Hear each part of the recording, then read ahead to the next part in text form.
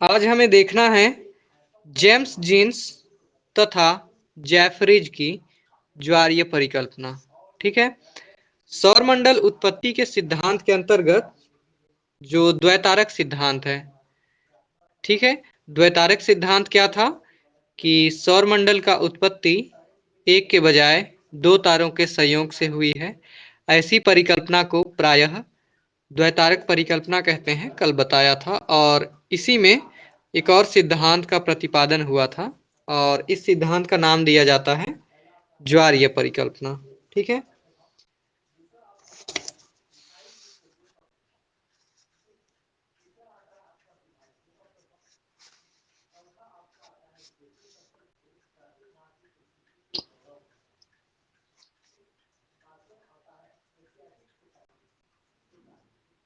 आप सभी अपना माइक्रोफोन बंद रखिएगा। ज्वारीय परिकल्पना, ठीक है, इसको अंग्रेजी नाम दिया जाता है ज्वारीय परिकल्पना को टाइडल हाइपोथेसिस।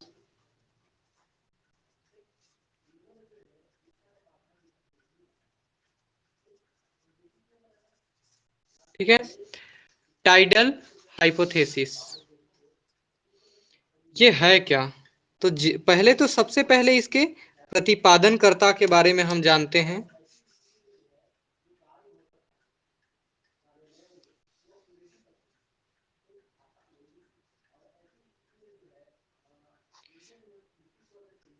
कहा जाता है कि इस परिकल्पना का प्रतिपादन प्रसिद्ध ब्रिटिश विद्वान, ठीक है,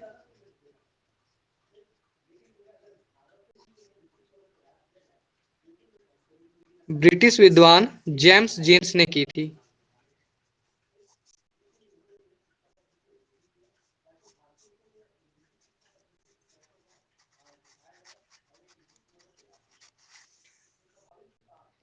तो याद रखना है जेम्स जीन्स की ज्वारीय परिकल्पना है जो ब्रिटेन के थे। ठीक है। इसके बाद एक और तथ्य आता है यहाँ पर, संशोधन।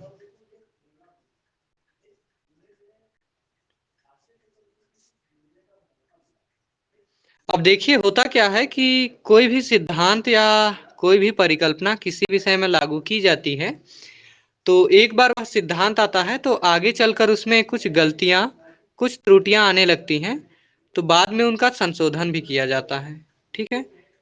और सुधार कर नए रूप में प्रस्तुत किया जाता है उस सिद्धांत को। ज्वारीय परिकल्पना को भी संशोधन किया गया था। सबसे पहले जब इसका प्रतिपादन किया गया किसके द्वारा, जेम्स जीन्स के द्वारा, तो यह प्रतिपादित हुआ था सन 1919 में। ठीक है, 1990। माइक को बंद रखिए सभी अपना। संशोधन की बात करें तो 1928 या 1928, और 1928 में संशोधन हुआ था तो कौन किया था, तो जेफरीज महोदय ने।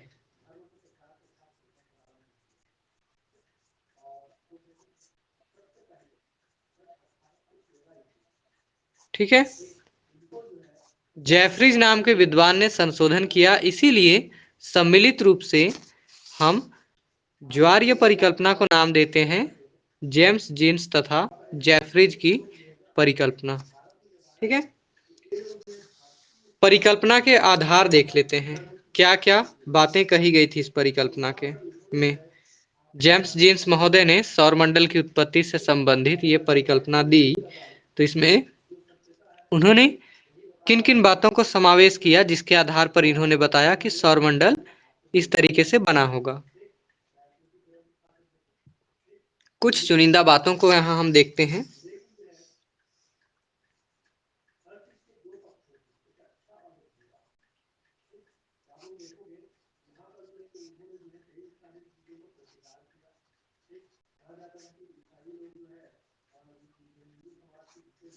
परिकल्पना के पक्ष में प्रमाण, अर्थात इस परिकल्पना के समर्थन में कौन कौन से तथ्य प्रस्तुत किए गए थे जेम्स जीन्स और जेफरीज के द्वारा, उसे हम देखते हैं।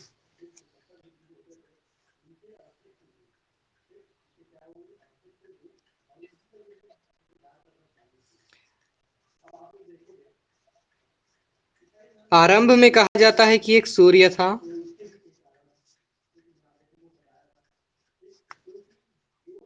ठीक है।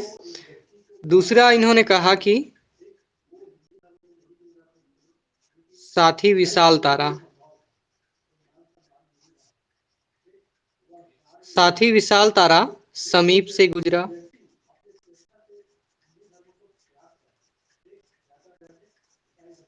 ठीक है। कहते हैं आकाश में या अंतरिक्ष में या ब्रह्मांड में सूर्य अपना चक्कर लगा रहा था, घूम रहा था, और इसके करीब एक विशाल तारा जो कि सूर्य से आकार में बड़ा था वह गुजरा। ठीक है। ऐसा कहना था ज्वारीय परिकल्पना में। अब इसके बाद आगे क्या होता है?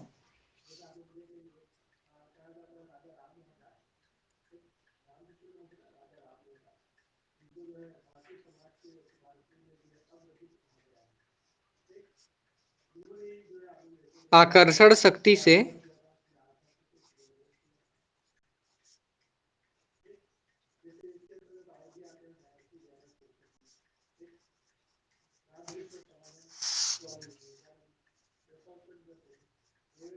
आकर्षण शक्ति से सूर्य में ज्वार उठा। ठीक है।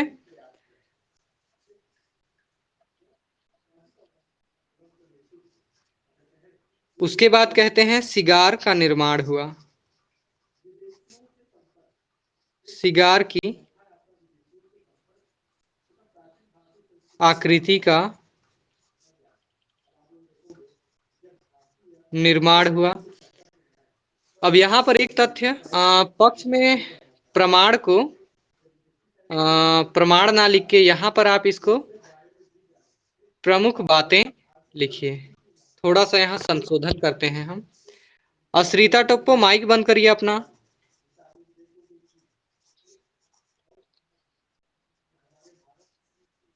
अश्रिता टप्पो माइक बंद कीजिए अपना। परिकल्पना के पक्ष में प्रमुख बातें, थोड़ा सा हेडिंग को बस चेंज कर दीजिएगा, बाकी सब सही है। तो कहते हैं कि ब्रह्मांड में सूर्य चक्कर लगा रहा था और उससे बड़ा तारा उसके आसपास भटकने लगा। जो बड़ा तारा था, जो सूर्य से आकार में बड़ा था, उसके आकर्षण शक्ति से, ठीक है, सूर्य से एक ज्वार उठा।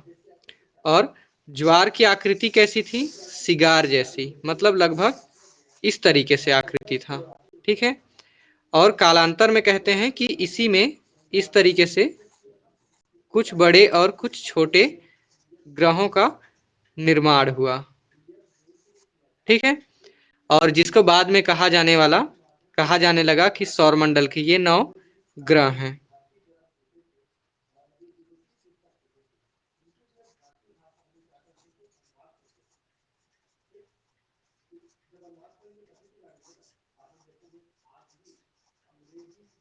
सिगार की आकृति का ज्वार उठा। कैसे उठा? तो अब देखिए यहाँ पर क्या था कि ये मान लीजिए सूर्य था। ठीक है।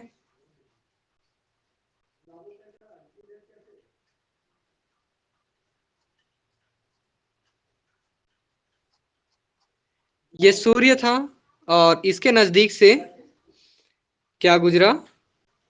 ये सूर्य इधर था और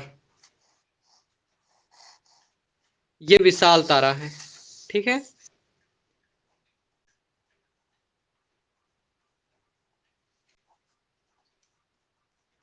विशाल तारा है।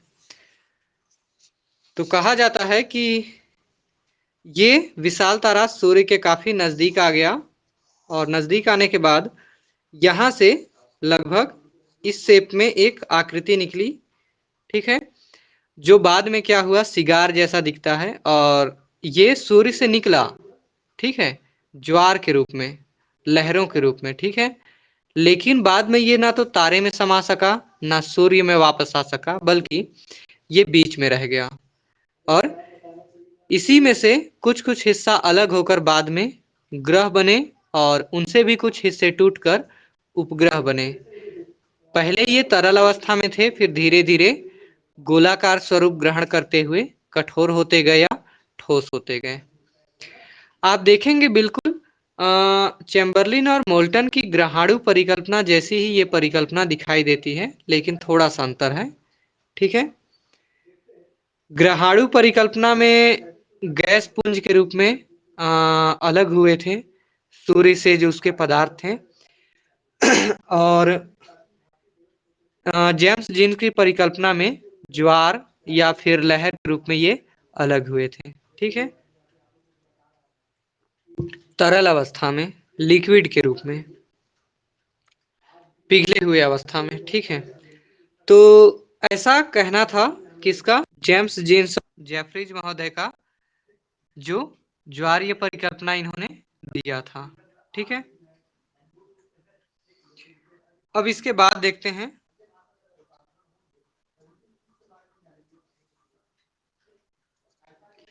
ऐसा तो इन्होंने कहा। ठीक है।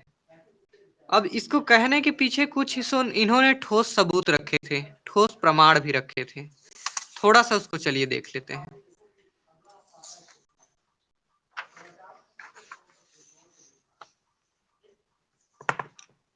अब यहाँ पर हम एक छोटा सा टाइटल देंगे, शीर्षक देंगे पक्ष में प्रमाण।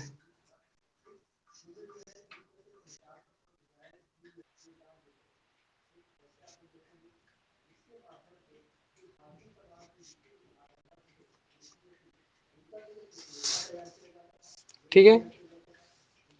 पक्ष में प्रमाण।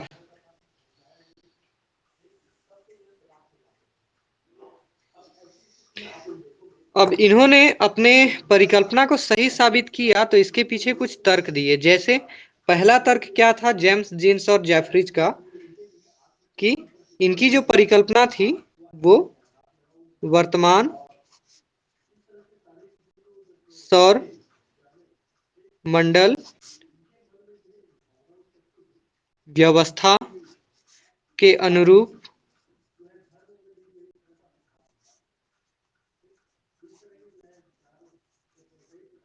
थी। ठीक है। कहने का तात्पर्य है कि वर्तमान समय में सौर मंडल में आप जिनकी जो स्थिति है, सूर्य, अन्य ग्रहों की और उनके उपग्रहों की जो व्यवस्था, जो क्रम पाया जाता है, बिल्कुल वैसा ही इन्होंने प्रतिपादित किया था, बताया था।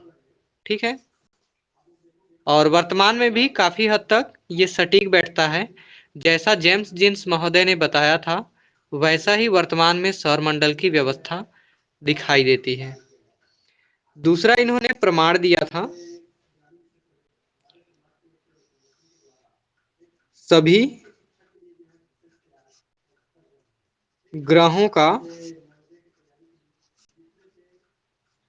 एक दिशा में व्यवस्थित होना।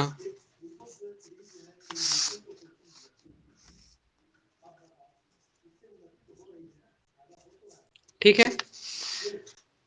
सभी ग्रहों का एक दिशा में व्यवस्थित होना। वर्तमान में आप देखिएगा कि ग्रह जो हैं वो एक के बाद एक के बाद एक क्रमशः एक ही डायरेक्शन में पाए जाते हैं। वर्तमान में आप सौरमंडल के सभी 8 ग्रहों को देखेंगे तो, ठीक है, जो कि इस बात को सही साबित करता है कि जेम्स जीन्स महोदय ने अपनी जो परिकल्पना दी थी, सिद्धांत दिया था, उसमें काफी सटीक तरीके से ये बात फिट बैठता है, क्योंकि वर्तमान में ऐसा ही है। ग्रह एक निश्चित दिशा में, एक निश्चित क्रम में ही पाए जाते हैं। तीसरा इनके परिकल्पना का जो प्रमाण था, आधार था, वो ये है सिगार नुमा आकृति की पुष्टि। अब ये कैसे? तो इसके लिए मैं पिछले पेज की ओर ले चलता हूं।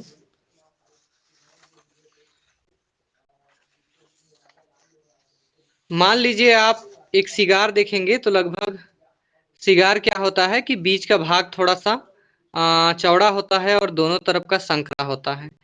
कहा जाता है कि सौरमंडल में ग्रह जैसे पाए जाते हैं तो सूर्य के सबसे नजदीक थोड़े छोटे ग्रह हैं, और मध्य में जैसे आएंगे तो बृहस्पति और शनि नाम के दो बड़े उपग्रह हैं। फिर उसके बाद थोड़े छोटे पड़ जाते हैं ग्रह। तो उन ग्रहों को अगर हम मिलाएंगे एक रेखा में तो बिल्कुल वो सिगार जैसी आकृति के बनते हैं। ठीक है, तो इसी आधार पर इनकी परिकल्पना काफी मजबूत दिखाई देती है कि इन्होंने जो बताया था कि सिगार की आकृति में ज्वार उत्पन्न हुआ था वो काफी हद तक सही है, जो कि वर्तमान में सौरमंडल में ग्रहों की व्यवस्था का व्याख्या करता है। ठीक है, इसके बाद अगला इन्होंने दिया प्रमाण उपग्रहों का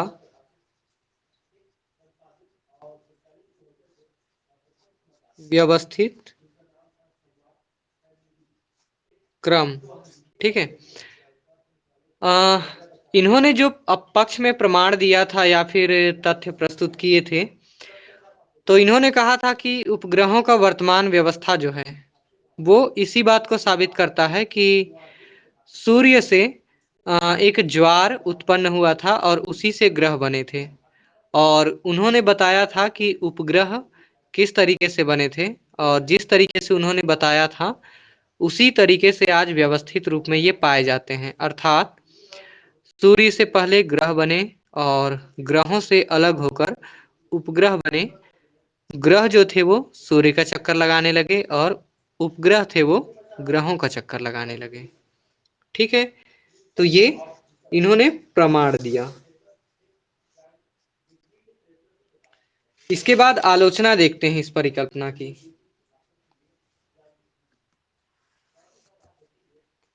अब अपने पक्ष में तो या फिर सिद्धांत के पक्ष में तो इन्होंने प्रमाण दिया, प्रूफ दिया।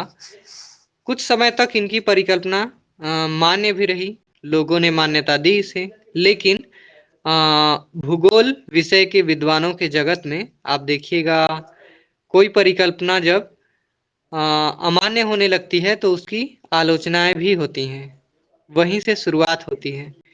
तो इस परिकल्पना की जो आलोचना थी वो किन बिंदुओं के आधार पर की गई, वे कौन से बिंदु थे जिसके आधार पर जेम्स जीन्स एवं जेफरीज की ज्वारीय परिकल्पना को गलत माना गया। तो वो कुछ आधार या आलोचना के बिंदु हैं जिसे हम देख लेते हैं।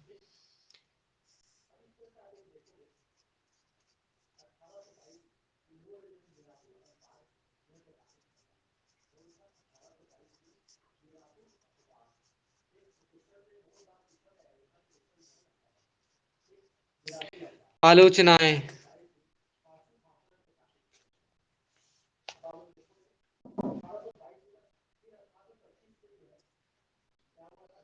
अब आलोचना में पहला बिंदु जो है, ठीक है, वो कहा था कि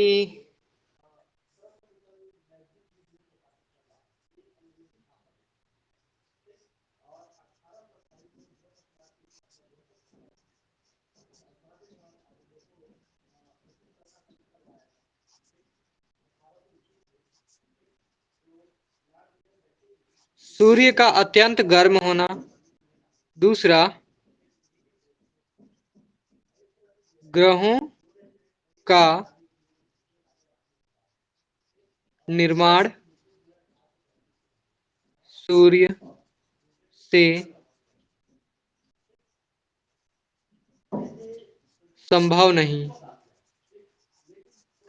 ठीक है, कैसे? अब देखिए, कहा जाता है कि सूर्य अत्यंत गर्म है। आलोचकों का यह कहना था कि कोई भी खगोलीय पिंड जो अत्यंत गर्म होता है उनसे ज्वारीय पदार्थ अलग होकर उनसे ग्रह नहीं बन सकते। ये कहना था आलोचकों का। ठीक है, उनका मानना था कि अगर ग्रहों का निर्माण हो सकता है प्लैनेट का, तो उसके लिए थोड़े ठंडे पदार्थों की आवश्यकता होनी चाहिए।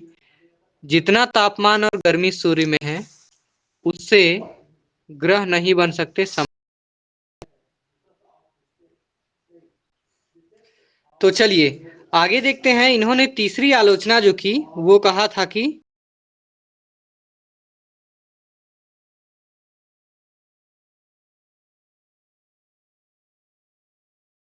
सिगार से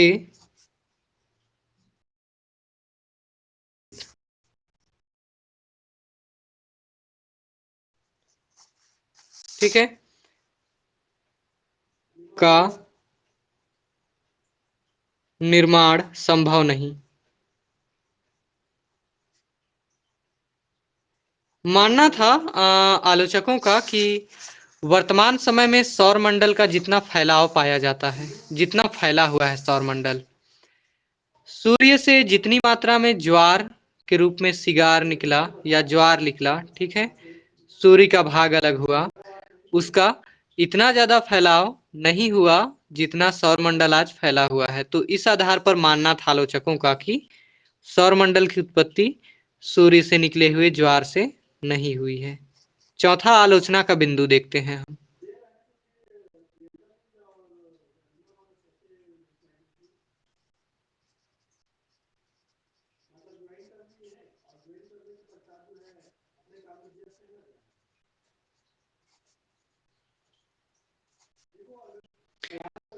एक आलोचना का बिंदु था कि सूर्य में ज्वार उत्पन्न हुआ साथ ही विशाल तारे के माध्यम से, लेकिन उसके बाद वह साथी तारा कहाँ गया का कोई संतोषजनक समाधान जेम्स जीन्स और जेफरीज महोदय नहीं कर पाए। ठीक है, तो ये आलोचना का एक प्रमुख बिंदु है। पांचवा बिंदु है आलोचना का, देखते हैं।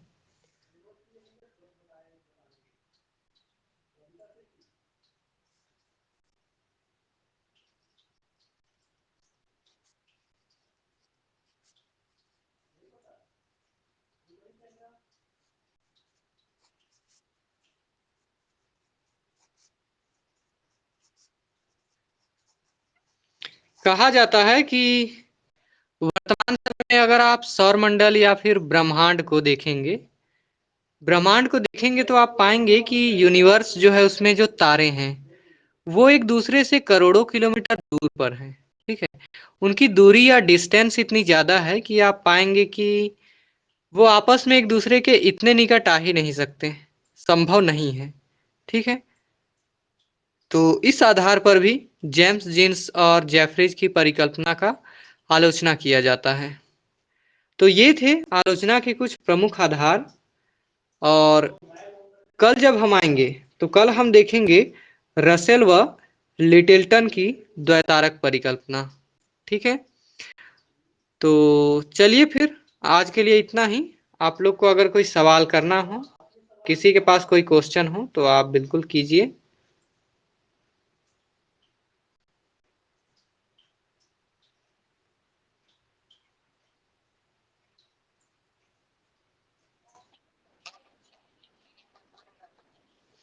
अच्छा, आलोचना में तीसरा जो नंबर था वो है ज्वारनुमा सिगार से विस्तृत सौरमंडल का निर्माण संभव नहीं। अब देखिए, मान लीजिए, उदाहरण के तौर पर आपको बताता हूं कि ये ज्वार था, ठीक है, जो ज्वार निकला सूर्य से, एक नजदीक आ गया था। और चूंकि नियम है कि कोई बड़ा आकाशीय पिंड हो वो अपने से छोटे आकाशीय पिंड को अपनी ओर खींचता है।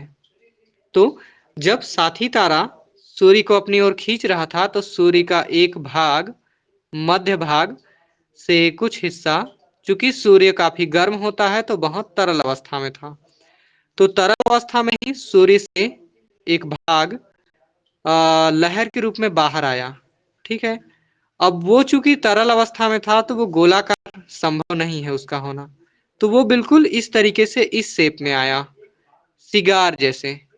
ठीक है, तो उस तरीके से बाहर आया और फिर वो ना तो तारे में जा सका ना सूर्य में वापस आ सका।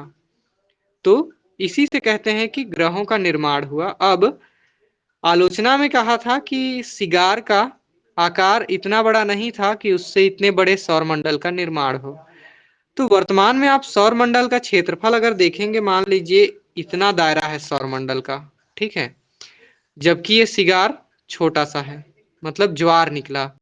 ठीक है, तो समय बीतने के साथ ये इतना ज्यादा नहीं फैल सकता, इतना विस्तार नहीं हो सकता कि वर्तमान में सौरमंडल की जो व्यवस्था है उसके अनुसार फिट बैठ सके। तो इसी बात को आधार बनाकर आलोचकों ने आलोचना किया था कि सूर्य से अगर ज्वार निकला या उसका कुछ हिस्सा बाहर आया तो वो इतनी मात्रा में नहीं आया कि इतने बड़े सौर मंडल का निर्माण हो सके। तो इस आधार पर आलोचना की थी। और कोई सा?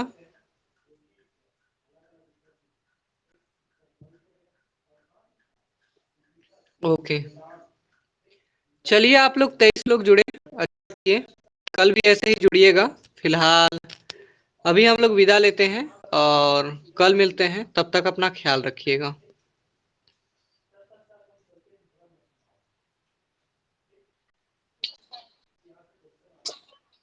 वेलकम वेलकम वेलकम, सभी को वेलकम।